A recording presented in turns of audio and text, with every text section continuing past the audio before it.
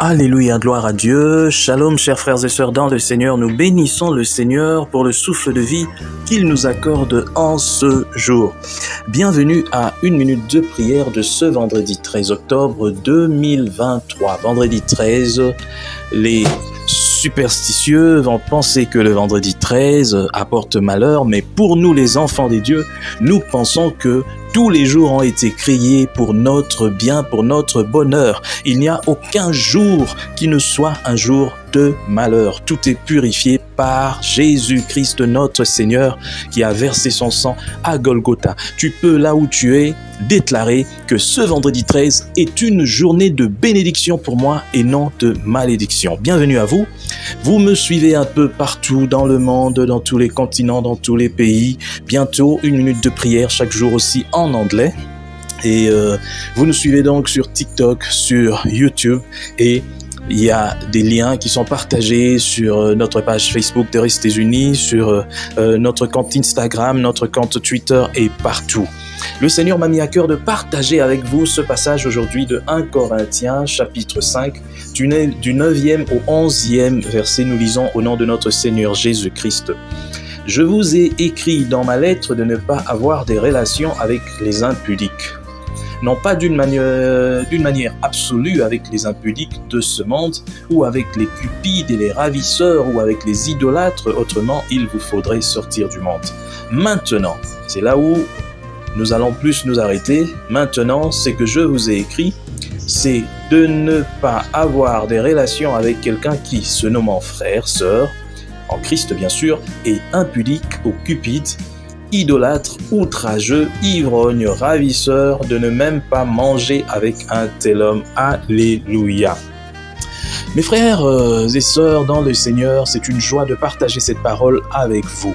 Aujourd'hui, le monde aime bien utiliser cette parole qui dit de ne pas juger. Et d'ailleurs, dans la suite, on parle de juger. De ne pas juger. Lorsque un frère tombe dans le péché, on dit, mais qui es-tu pour le juger? Lui, c'est un serviteur de Dieu, tu ne peux pas le juger. Qui es-tu pour le juger? Lui, c'est un enfant de Dieu, laisse, Dieu lui-même va le juger. Mensonge. Mensonge avec un grand M. C'est à nous, les chrétiens, de juger les chrétiens. Si tu te dis chrétien, on doit te juger par les chrétiens. Les païens, on ne le juge pas, parce qu'ils ont déjà leur jugement. La parole de Dieu les juge. Et d'ailleurs, s'ils ne changent pas, ils seront jugés. Ils sont déjà jugés. Voilà d'ailleurs ce que dit le verset 12. Qu'ai-je en effet à juger ceux du dehors? Ceux du dehors, ce sont les païens qui ne sont pas encore en Christ. Je n'ai pas à les juger. Voilà pourquoi, mes chers frères et sœurs, nous devons faire attention même lorsque nous prêchons. Lorsque tu prêches, ouvre la porte afin que les païens puissent entrer. Montre aux païens la voie. Par ton comportement, par tes paroles, appelle les païens à la repentance, mais ne ferme pas la porte aux païens en commençant à les condamner, en leur disant vous êtes maudits, vous êtes... Oui, ça on le sait, mais eux ils doivent découvrir l'amour de Jésus-Christ. Alors, quant aux chrétiens, c'est à nous de nous juger parce que la maison de Dieu, parce que l'Église, le corps du Christ doit être purifié. Nous ne pouvons pas admettre dans nos assemblées des personnes qui se font appeler chrétiennes, chrétiennes, mais qui vivent dans le péché. C'est ça même l'explication de ce passage. Aujourd'hui, tout le monde se fait appeler chrétien, mais tout le monde aussi fait du mal aux autres. Dans ce pays, par exemple, notre pays, la République démocratique du Congo, où tout le monde, de la tête du pays jusqu'aux plus petits fonctionnaires, tout le monde est chrétien. Mais le pays n'avance pas parce qu'il y a le mal qui s'est assis au milieu de ceux qui se font appeler chrétiens. Ceux qui détournent l'argent sont des chrétiens. Ceux qui tuent des gens sont des chrétiens. Ceux qui détruisent les réputations des gens sont des chrétiens. Ceux qui insultent les gens et qui fomentent des choses, qui causent des problèmes, qui font tout pour que d'autres soient arrêtés, jugés, condamnés, ce sont des chrétiens. D'où nous devons nous poser la question. Quel genre de chrétiens? J'ai toujours dit que l'église au Congo, ou l'église d'aujourd'hui en général, ressemble un peu à l'église de Corinthe. Tout le monde veut voir les miracles, veut avoir des dons spirituels. Mais on ne regarde pas sa façon de marcher. On marche toujours dans l'impudicité, dans la fornication, dans le vol, dans les tueries, les massacres. À tel point qu'il y a même un rebelle dans ce pays qui est pasteur, à en croire, qui veut délivrer je ne sais pas qui.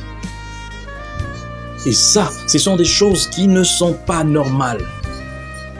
C'est contre la parole de Dieu. Les chrétiens doivent être des vrais modèles. Aujourd'hui, si tu es un chrétien et que tu as un poste de responsabilité, il faut que le monde voie en toi la face de Jésus-Christ. Il faut qu'à ta place, si le Seigneur Jésus-Christ était là, que ce soit pareil.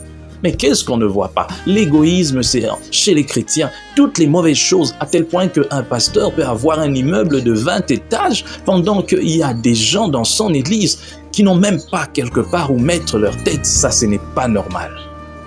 Si déjà ici sur terre, tu ne sais même pas aider ceux-là qui s'assemblent avec toi, qui font partie du corps du Christ, que tu appelles tes fidèles, penses-tu que tu peux leur montrer la voie vers Dieu quand déjà tu ne peux même pas les aider ici? Voilà pourquoi j'ai toujours dit, celui qui, comme j'ai appris il n'y a pas longtemps, un frère, entre guillemets, soi-disant serviteur de Dieu, qui empêche les gens de voir une autorité. Une autorité qui n'est qu'un humain qui peut dormir comme ça et puis ne plus se réveiller, qui peut mourir parce qu'il n'a que le souffle de vie que Dieu peut lui arracher. Ça, tu refuses les gens au fait d'aller voir cet homme parce que tu ne veux pas que les gens puissent bénéficier des biens de ce monde. Mais comment pourras-tu laisser les gens bénéficier de la présence de Dieu?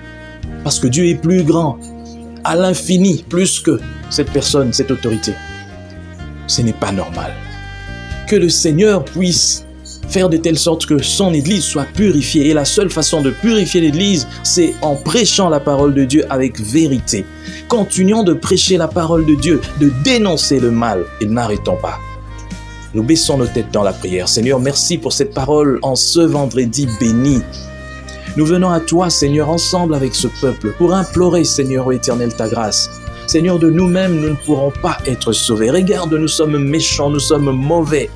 Aide-nous, Seigneur, à être des modèles pour que, Seigneur, le monde voit comment nous nous comportons et que le monde change en devenant aussi des serviteurs. Merci, Seigneur, pour tout. Sois béni.